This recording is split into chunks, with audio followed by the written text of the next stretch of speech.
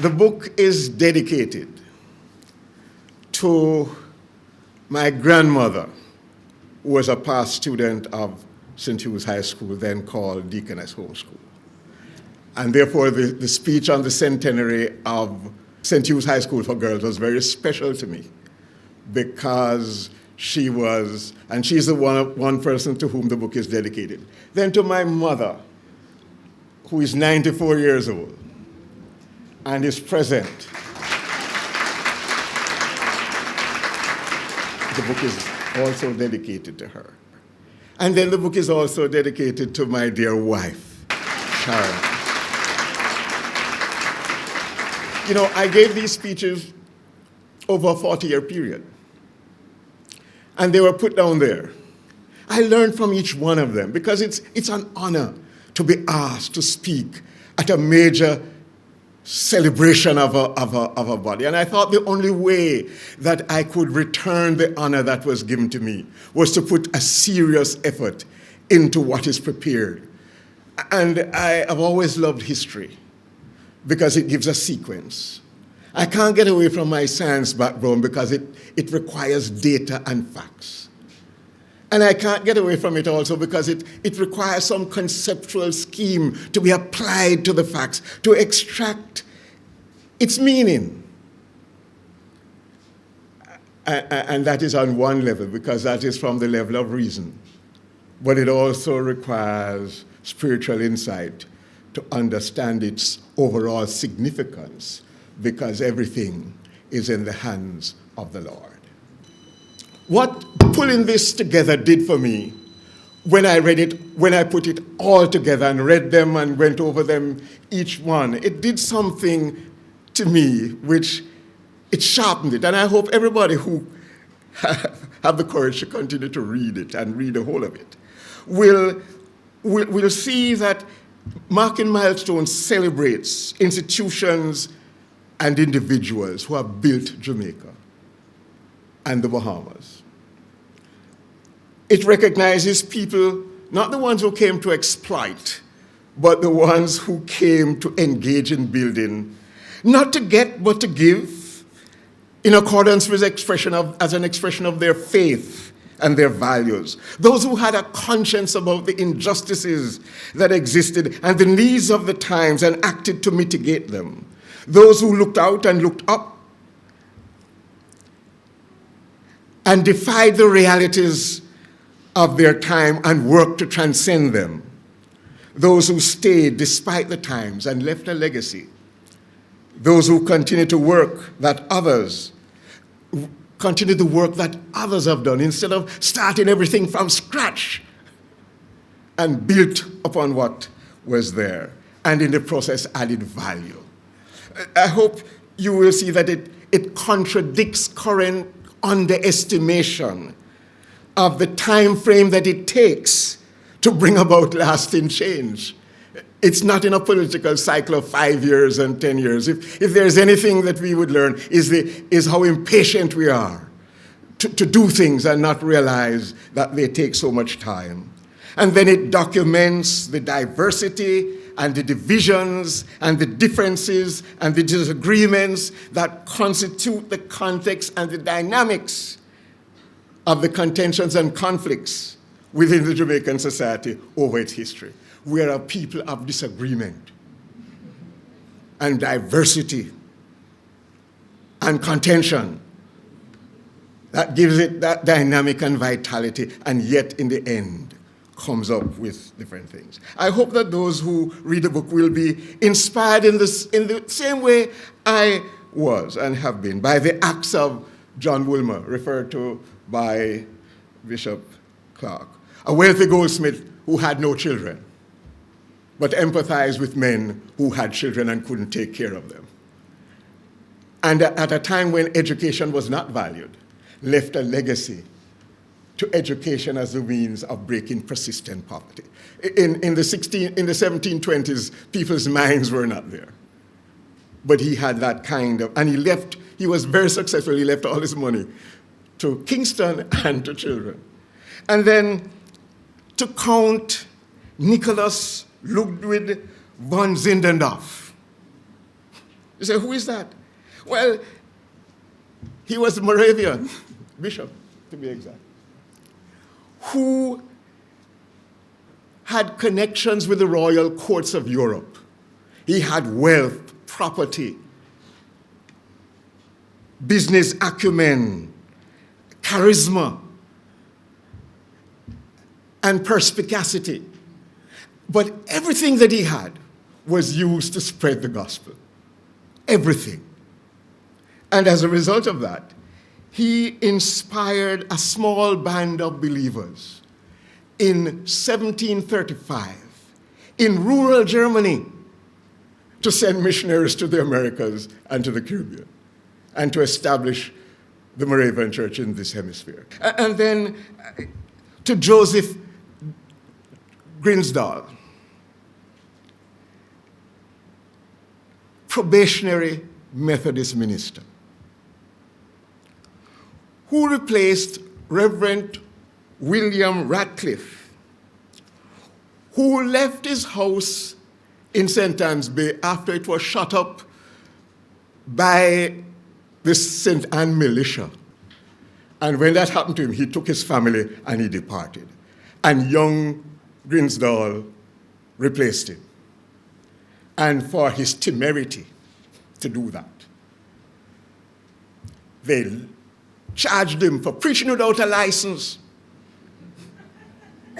in St. Anne, although he had it in England. They put him in a filthy cell with nothing to lie on. He died of pneumonia. And then Reverend Isaac Whitehouse replaced him. And they did him the same thing, but he survived. And because of that courage, it gave authenticity to the gospel they were preaching. And people became Christians all over St. Anne and Jamaica for that kind of courage and faith. I hope that you will also come to meet Justina Jessie Ripoll, Josephine Jimenez, and Louise Dudia. Let me be a bit naughty. 3 high-colored young women who came into a fortune and used it to establish an orphanage and a boys' school and a girls' school. And not only did they give them money, they themselves went to run these things. And when the money ran out, they were rescued by the walking nuns of Dublin, Ireland. And as a result of that, we have Alpha Boys School, Alpha Academy. It defies, it must inspire. And then we're in this lecture theater named after Enos Nuttall. And notice Deaconess Elaine Cunningham.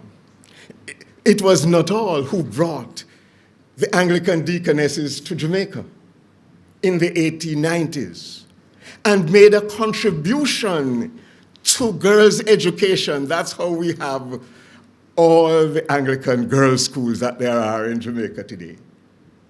He made a tremendous contribution to nursing education and health education, making those things. And so it's good that Bishop Nuttall is named in here, because he was a Methodist probationist minister who came to Jamaica, but at that time, the Methodist Church has gone into a little doldrum. So he became Anglican, priest, bishop, and archbishop, and was a tower. And let me just give you this one other little thing, since I spoke about my grandmother. You'll read it in the book. She told me that when she was at Deaconess Homeschool, which became St. Hugh's, there were only 3 black girls. Herself, Amy Jakes Garvey, who was her lifelong friend, and a lady named Mrs. Shackelford. And she leaned her chair on the 2 hind legs And the teacher shouted to her, "Don't lean your chair, Louise Aldred." But the rule of the school is you mustn't shout. And she answered back, "Don't shout at me, miss," for which she was put up for expulsion. Bishop Enos Nuttall said no such thing. So I learned about Bishop Nuttall long before I studied anything. And she told me how she came first in the class. And when the prizes were to be given out, it was a white girl who came second. And when she was coming up, she crossed her hand to give her the second prize and the white girl the first prize. And Bishop Nuttall said, "Uncross your hands, miss," very quietly.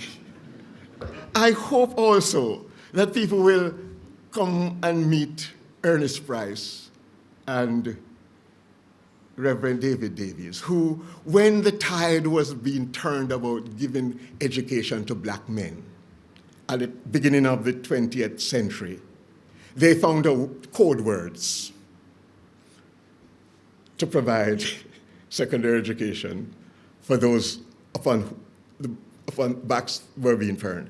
They said they were providing secondary education for Baptist ministers, and then everybody got education at Calabar. Then I hope you also come to terms with people of more recent times. Honorable A. Wesley Powell, Ben Hawthorne, Desmond Gascoigne, and Faye Saunders, who, when we became an independent country, 2 years afterwards, but they started from then, worked together to create a single teaching profession. Because previously, the teaching profession had 5 groups that mirrored the almost apartheid system that obtained during the colonial times. And they said that is not appropriate for Jamaica. And they united the profession because a united profession was a means of contributing to a united Jamaican nation. I hope that as readers go through the accounts of the various organizations and institutions and their leaders, they will find concrete examples of creolization of all groups that have formed the Jamaican society. They will see the process of Jamaicanization that has taken place as institutions made their transition from missionary and external leadership to Jamaican leadership. And they will come to the same conclusion that I have come to, and that is, Jamaica has had no glorious past to which we should return. But rather, we are to build on the gains that were previously made and accomplish even greater things in the future. I hope that all readers will enjoy my description of my city. I love Kingston. I'm 5th generation Kingstonian. And I hope that all of you will be motivated with what me, a non-Myconian, was here for 8.5 years, never graduated. Served 7 more years as chancellor, have no certificate. But I hope you will glean the spirit of the Myco as I understand it and be inspired by it. And you will understand the Commonwealth Caribbean to be a remarkable region of the world.